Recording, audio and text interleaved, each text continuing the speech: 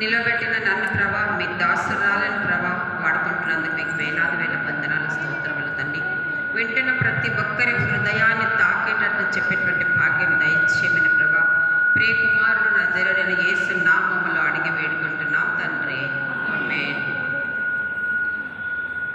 మరొకసారి మీ ఈ తరుణం ఇచ్చినటువంటి దేవాది దేవునికి మొట్టమొదట వందనాలు తెలియజేసుకుంటున్నాను. మరి నాకు అవకాశం ఇచ్చిన గురులమ్మలందరికీ కూడా, మరి సెక్రటరీ గారికి, మరి ట్రెజరర్ అమ్మ వారు కూడా వందనాలు. వింటున్న మీ అందరికీ కూడా నా యొక్క శుభాశిషలు చెల్లిస్తున్నాను. నాకు ఇచ్చిన మాట రెండవ మాట మీకు అందరికీ తెలుసు కదా. శిలువ పైన యేసు ప్రభు పలికినటువంటి 7 మాటలలో రెండవ మాట, నేడు నీవు నాతో కూడా పరదేశంలో ఉండు అనేది అక్కడ మాట అన్నమాట. ఈ మాటకు ముందు మనం చదువుకోవాలంటే లూకాసు వార్త 23:39 నుంచి 43 నేను చదువుతాను. వేలాడవేయబడిన ఆ నేరస్తులలో ఒకడు ఆయనను దూషించుచు, నీవు క్రీస్తువు కదా, నిన్ను నీవు రక్షించుకొనుము, మమ్మల్ని కూడా రక్షించమని చెప్పాను. అయితే రెండవ వాడు వానిని గద్దించి, నీవు అదే శిక్షావిధిలో ఉన్నావు కనుక దేవునికి భయపడవా? మనకైతే ఇది న్యాయమే, మనము చేసిన వాటికి తగిన ఫలము పొందుచున్నాము, కానీ ఈయన ఏ తప్పిదమును చేయలేదని చెప్పి ఆయనను చూచి, యేసు, నీవు నీ రాజ్యంలోకి వచ్చినప్పుడు నన్ను జ్ఞాపకము చేసుకొనుమనెను. అందుకు ఆయన వానితో, నేడు నీవు నాతో కూడా పరదైసులో ఉండువని నిశ్చయముగా నీతో చెప్పుచున్నాను అన్న. ఇది మనకి 4 సువార్తలలో కూడా కనిపిస్తుంది. ఇదే సంఘటన మనకి 4 సువార్తలలో కూడా కనిపిస్తుంది. అంటే సిలువ వేయటానికి కారణం అంటే కొంతవరకు చెప్పింది కరెక్ట్. మళ్ళీ ఈ గ్రీకు రాజ్యం పరిపాలించినటువంటి అలెగ్జాండరు రోమ్ సామ్రాజ్యానికి వచ్చినప్పుడు ఆ రోమీలు గ్రీకుల యొక్క పద్ధతి పాటించినారు అని కరెక్ట్. కానీ ఇంకా కొంచెం ముందు అక్కడ కథ. ఈ రోమ్లో ఉన్నటువంటి వాళ్ళు ఒక దేవతను పూజిస్తారు. ఎందుకు సిలువ పైనే వేసినారు అంటే ఒక దేవతను పూజిస్తారు. ఆ దేవత పేరేదో మనకు తెలియదు, హెబ్రీ భాషలో ఉంది. ఆ దేవత తిరుగుతుంది కాబట్టి భూమి మీద ఎవ్వరూ చనిపోకూడదు. రోమ్ సామ్రాజ్యం యొక్క పద్ధతి అది. ఎందుకంటే బ్రిటిష్ ప్రపంచంలో మన యొక్క ఎన్ని దేశాలను పరిపాలించిందో అప్పుడు రోమ్ సామ్రాజ్యము ఆ విధంగా ఉండేది. వాళ్ళు ఎందుకు సిలువనే వేయాలా అనుకున్నారంటే భూమి మీద ఆ దేవత ఉంటుంది కాబట్టి ఎవ్వరు కూడా భూమి మీద వేరే వాళ్ళ రక్తం పడకూడదు. అందుకని సిలువ మ్రాణి మీద చనిపోవాలి. ఒకవేళ చనిపోకపోతే కాళ్ళు చేతులు నరికి చంపేసిన కిందికి దించుతారు. అటువంటి భయంకరమైన శిక్షలలో అదొక రకమైనటువంటి శిక్ష. మరి యేసు ప్రభుని మరి రాత్రంతా కూడా మరి గదిలోకి తీసుకొని పోవటము, ఆయనను హింసించటం, ఇదంతా మనకి తెలిసిందే. ఉదయం 6 గంటల నుండి సిలువను మోపించుకుంటూ తీసుకొని వస్తున్నారు వీధిలో. 6 నుండి 9 గంటల వరకు కొడుతున్నారు కదా, కింద పడుతుంటే కొడుతున్నారు. మరి 36 శ్రమలు పడ్డాడు. ఈ 36 శ్రమలు మనకి ఎక్కడ కనిపిస్తాయంటే యెషయా గ్రంథం 53 చదివితే మనకి 36 శ్రమలు కనిపిస్తాయి.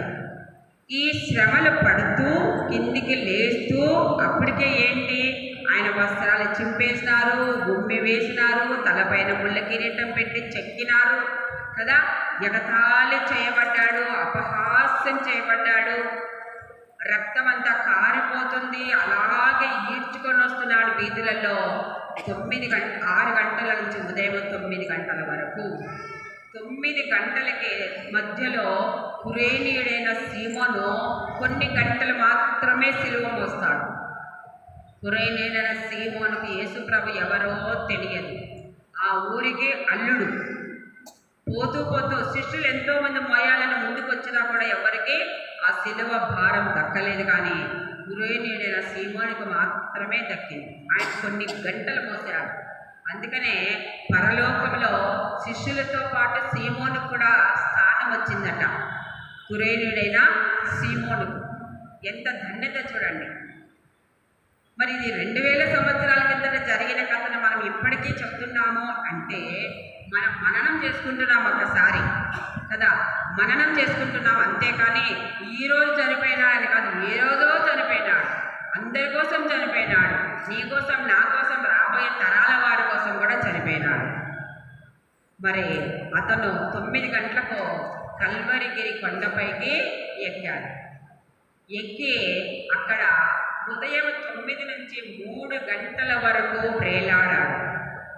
9 నుంచి 12 గంటల లోపల 3 మాటలు మాట్లాడాడు.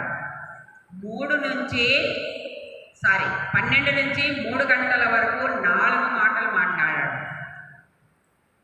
బాగా గుర్తుపెట్టుకోండి. 9 నుంచి 12 వరకు 3 మాటలు. అతి కష్టము మీద సులభంగా మాట్లాడలేదు. సిలువ మ్రాను ఎక్కాడంటే అది ఎంతో కష్టమైనది. 2 చేతులకు మేకులు కొట్టారు. మేకుల సైజు కూడా చెప్తారు మనకు. మేకులు ఇప్పటికి కూడా ఉన్నాయంట. ఇది అసత్యం కాదు, అవాస్తవం కాదు, కల్పితము కాదు, నిజమైన దేవుని కథ. 2 చేతులకు 2 మేకులు, కాళ్ళనేమో ఒకదానిపైన ఒకటి మడత పెట్టి, ఒక మేకు తలపైనేమో ముళ్ళ కిరీటం, ఇలా వేలాడుతున్నాడు. ఆ వేలాడేటప్పుడు ఎండలో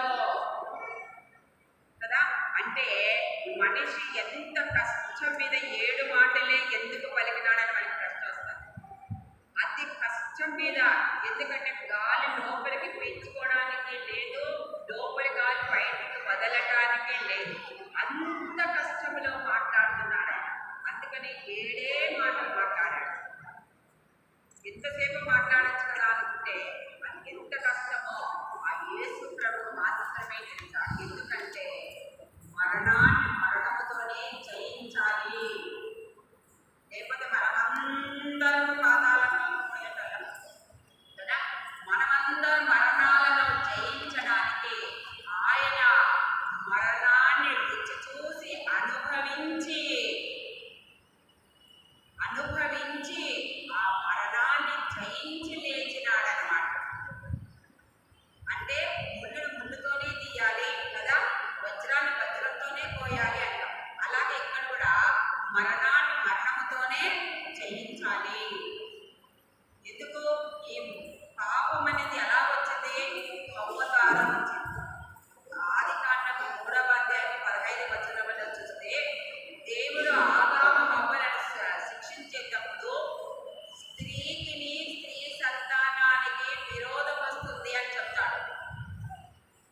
చూడండి, బాగా గుర్తుపెట్టుకోండి. ఇక్కడ స్త్రీ సంతానానికి అపవాది, స్త్రీ సంతానం ఎందుకు అపవాది స్త్రీని టూల్గా వాడుతుంది, సాధనముగా వాడుతుంది. ఎందుకంటే స్త్రీ బలహీన ఘటము. మనం కూడా తొందరగా వేరే మాటలు చెప్తే వినేస్తే గ్రహిస్తాం. ఇంటి వెనక మన భర్తలకు వెళ్తే తిక్కదానాన్ని కూడా విన్నావా అంటాం.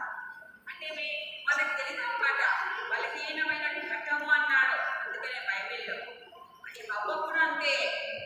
ఆదాము నిద్రపోతున్నప్పుడు హవ్వ ఎందుకు ఊరికే ఉండొచ్చు కదా, చల్లగా పట్టుకోవచ్చు. ఆమె కూడా పోయింది చక్కగా ఏదైనా తోటలో, ఒక తోటలో పెట్టాడు. ఏదైనా తోటంతా తెలుసు అపవాదికి.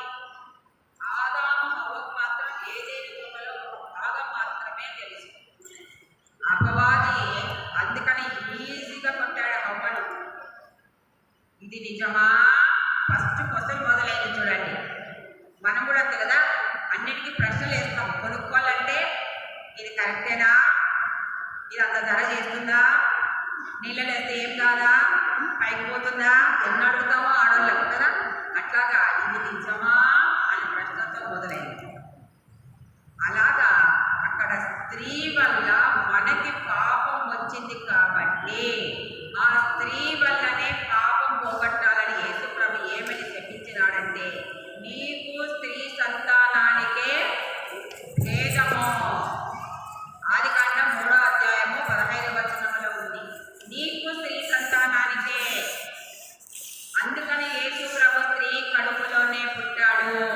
పురుష సాంగత్యం ఎరుగని కన్యక కుమారునిగా జన్మించినాడు. ఎందుకు? ఆనాడు పాత నిబంధనలో ఉన్నటువంటి వాగ్దానం కొత్త నిబంధనలో నెరవేరాలి. ఆ విధంగా స్త్రీ సంతానం పుట్టిన యేసు ప్రభువు మన కొరకు తన ప్రాణాన్ని పెట్టాడు. తన స్వరక్తం ఇచ్చి మనం కొనుక్కున్నాడు. బంగారు వెండి సంబరాలతో మనల్ని కొనుక్కోలేదు. దేంతో కొనుక్కున్నాడు? తన వెలలేని రక్తం ఇచ్చి మనల్ని కొనుక్కున్నాడు. ఎవరైనా రక్తాన్ని దారం పోస్తారా కదా? రక్త స్వచ్ఛత సేవలు అంటే ఇంత బ్లడ్ వేయడానికి కొంతమంది ఎంతో బాధపడుతుంటారు కదా.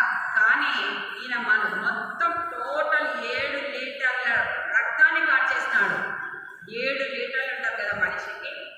7 లీటర్ల రక్తాన్ని కాచేసి నీ మరణం నా మరణం పోగొట్టున్నాడు.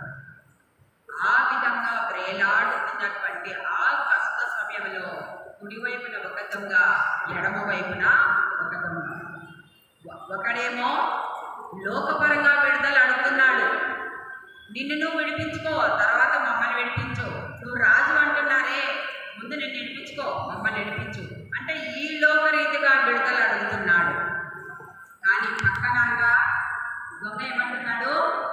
ఈ శిక్ష విధించబడిన నీకు నాకు న్యాయమే. మనం తప్పు చేసినామో, ఘోరమైన తప్పు చేసినాము, కానీ ఈయన ఎందుకు ఏ తప్పు లేదు. ఈయన కనుక్కున్నాడు, కుడివైపు ఉన్నటువంటి దొంగ కనుక్కున్నాడు, కానీ ఎడమవైపు దొంగ కనుక్కోలేదు. అందుకని ఏమంటున్నాడు? రాజు అని తెలుసుకున్నాడు. రాజు అని తెలుసుకొని నీవు నీ రాజ్యంలో వెళ్ళేటప్పుడు నన్ను జ్ఞాపకం చేసుకో అంటున్నాడు. మనం కూడా కదా ప్రార్థన చేసుకునేటప్పుడు ఏమంటాము? దేవా, ఇంత కష్టపడుతున్నామో మాకు పరలోకం వచ్చేటప్పుడు చేయదేవా. నేను కూడా అంటాను, పరలోకంలో కొంచెం స్థలం ఇదేవా అంటాను. పరలోక ప్రాప్తి కోసమే మనం అప్రోచ్ చేస్తున్నాం. అలాగే ఈయన కూడా నీ రాజ్యంలో ప్రవేశించేటప్పుడు నన్ను జ్ఞాపకం చేసుకో అంటున్నాడు. పరదేశు ఎక్కడుందో తెలుసా? ముందు యేసు ప్రభు చనిపోక ముందు పరదేశం ఎక్కడుంది? కింద ఉంది. మనము మొదటి సమూయేలులో చూస్తే, సమూయేలులో ఒక ఆమె పిలుస్తుంది కదా, కర్ణపిశాచం గల ఆమె పిలిస్తే ఎక్కడి నుంచి వస్తాడు ఈ సమూయేలు? కింద భూమిలో నుంచి గుండు పెట్టుకొని వస్తాడు. ఏ రూపంలో? దేవదూతల రూపంలో వస్తాడు. అంటే అప్పుడు పరదేశం ఎక్కడుంది? కింద ఉంది. ఫస్ట్ కింద 4 ఉంటాయి. పడిపోయిన దేవదూతల సమూహం ఒకటి ఉంటుంది. దాని కింద పరిశుద్ధుల ఒకటి, పడిపోయిన దేవతా సమూహం ఒకటి, తర్వాత పాతాళం, తర్వాత అగ్నిగుండం. మరి ఈయన ఎక్కడ పోయినాడు? 3 రోజులు ఎక్కడ మాకు కూడా తెలియదు. దేవుళ్ళకి దిగే వరకు ఇలా కూడా తెలియదు. నిజంగానే తప్పేలానే అనుకున్నాను. కానీ ఆ 3 రోజులు ఎక్కడికి పోయినాడు అంటే కిందికి పోయి పరిశుద్ధులను తీసుకొని చెరగా పట్టుకుని పైకి తీసుకెళ్ళాడు. చెరగా పట్టుకుని ఎక్కడ? 3వ ఆకాశం, మధ్య ఆకాశం పైన పెట్టాడు. అది వెయిటింగ్ హాల్. పరదేశ్ అనేది వెయిటింగ్ హాల్. అందుకని ఇక్కడ పరదేశ్ అంటున్నాడు చూడండి. పరదేశ్ అంటే మనము స్టేషన్కి వెళ్ళినప్పుడు మన ట్రైన్ మన టైంకి రాలేకపోతే మనం ఎక్కడ ఉంటాము? వెయిటింగ్ హాల్లో ఉంటాం, లేకుంటే ప్లాట్ఫామ్ మీద కూర్చుంటాం. రైలు వచ్చిన తర్వాత ఎక్కేస్తాం.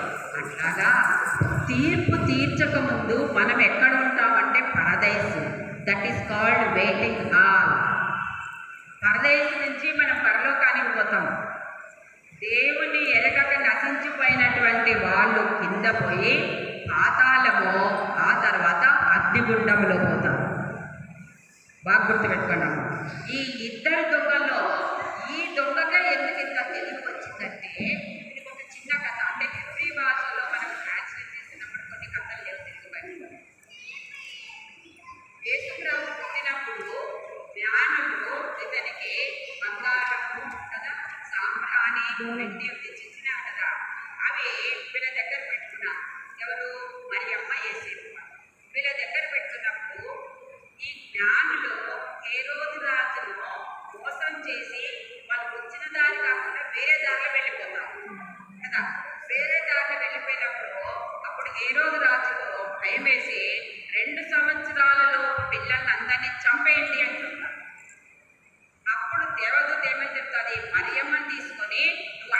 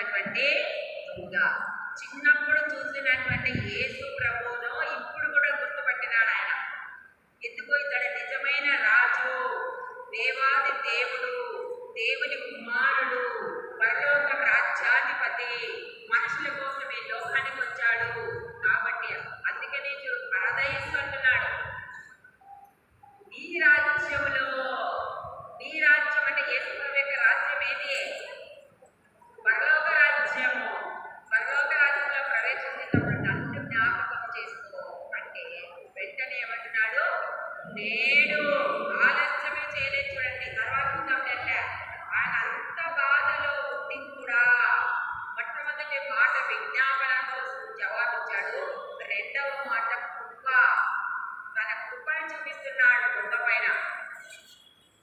నేడు నీవు నాతో కూడా పరదేశంలో ఉంటూ స్టేట్మెంట్ ఇచ్చేసినాడు.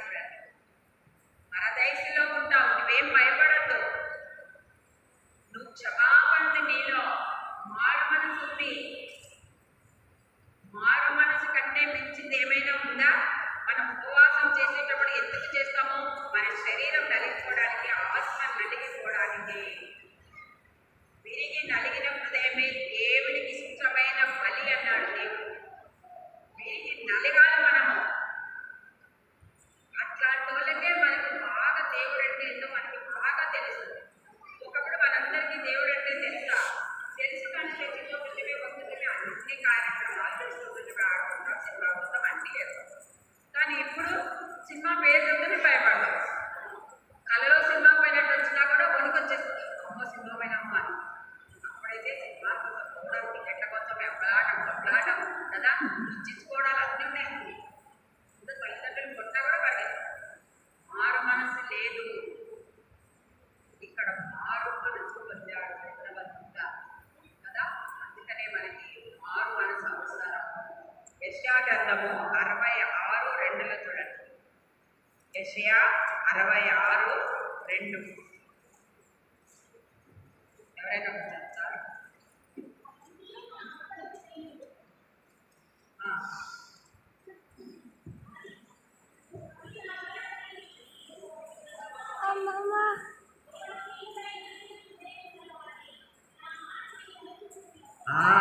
ఇంపార్టెంట్. ఎవడు దీన మనసు కలిగి నలిగిన హృదయము కలవాడో.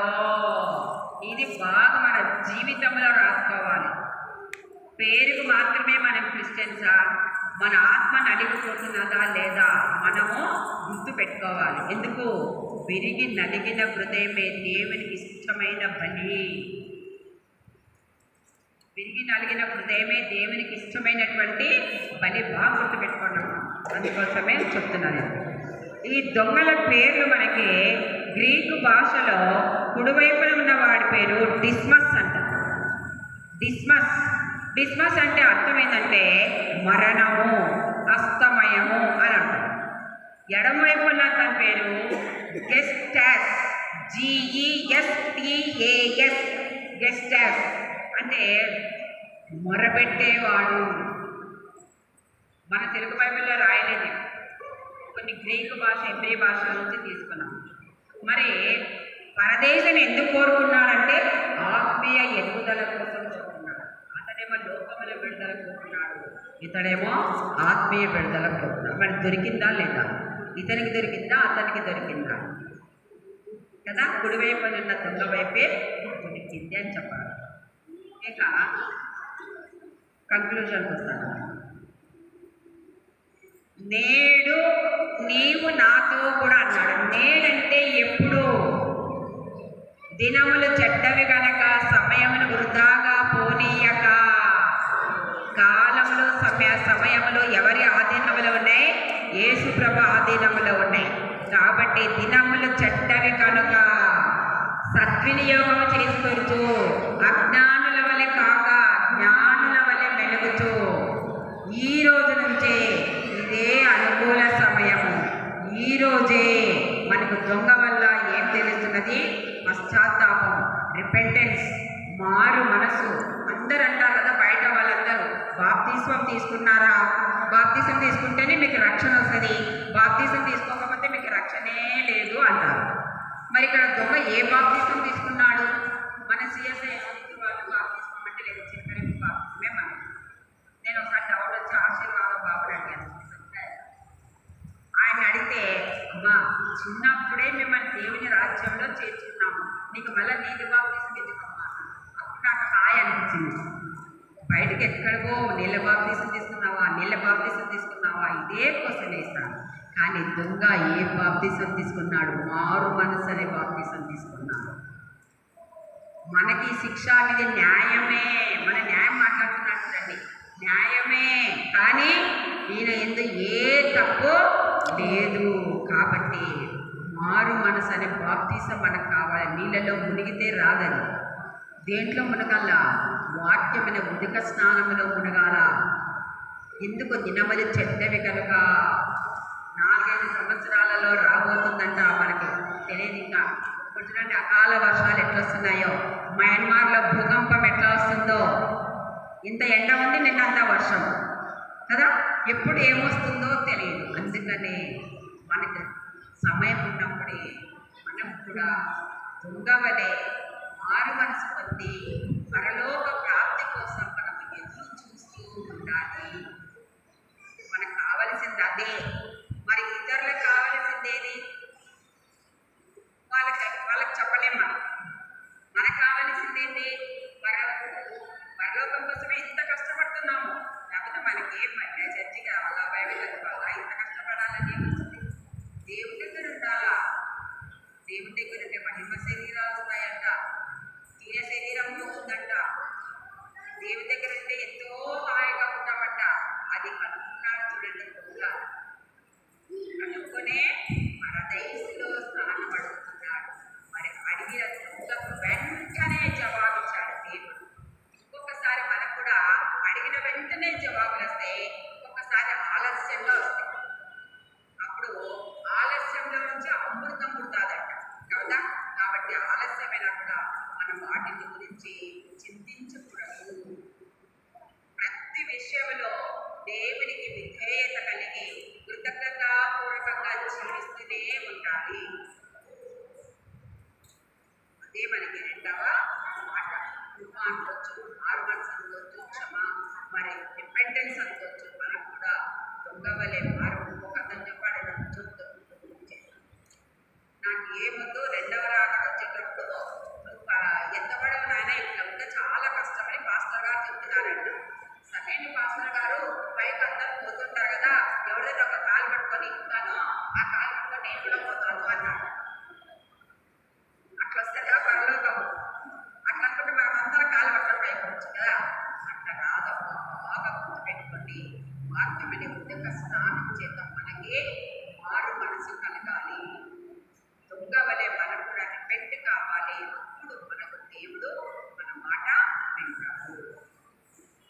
మరి ఈ వాక్యాన్ని దేవుడు దీవించెను గాక.